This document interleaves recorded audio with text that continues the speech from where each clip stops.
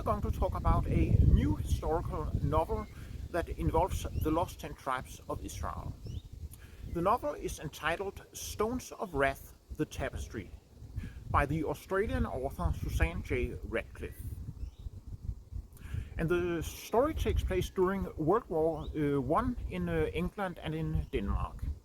But the prelude or the introduction to the story, it takes place in the year AD 793 during the Danish Viking raid on the island of Lindisfarne in northern England.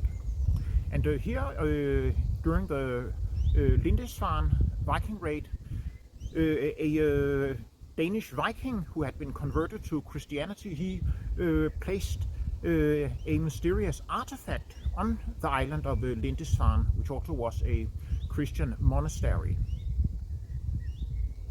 But then the story itself, it takes place during World War I in England and in Denmark, as I mentioned. The places in England are primarily Sheffield and London, and the places in Denmark are primarily Copenhagen and the island of Møn, which is a rather small Danish island not too far from Sweden. The main character in the book is Professor Mikkel Jacobsen, or in Danish Mikkel Jacobsen, who is a Danish professor at the University of Sheffield in England. So while working in Sheffield, Professor Jacobsen, he discovers a tapestry that apparently has some kind of connection or mentions something about the lost 10 tribes of Israel and the tribe of Dan in particular.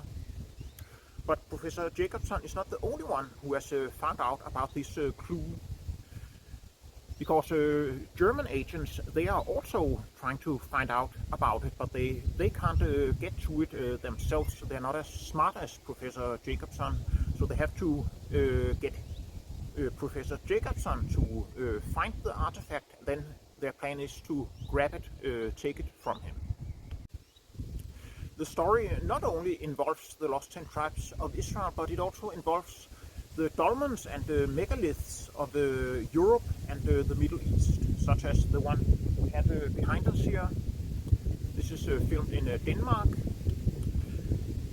And according to the Old Testament, in particular the prophet Jeremiah, the lost tribes of Israel, in their dispersion, when they had been scattered out of the land of Israel, they would set up waymarkers or stone monuments to mark the way or the paths that they traveled until they ended up in the place where they would end up, which we believe was northwestern Europe, including Denmark here.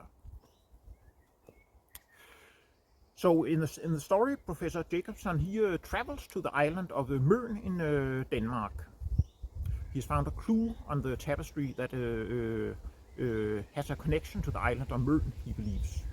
But the German agents are hot on his tracks and trying to get hold of whatever he finds out. So I'm not going to reveal more about the story. If you want to know more, you'll have to read the book, which I recommend that you do. And the story, it is written with adventure and romance and thrill.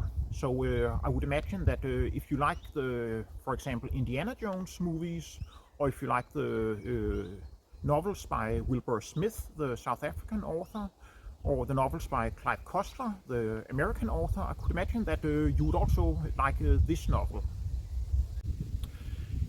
And Stones of Wrath, the Tapestry, it is part one of a trilogy. So this particular novel, it takes place during World War I, and part two, which has already been written, it takes place during World War II, and part three, which is not written yet, it takes place shortly prior to World War III.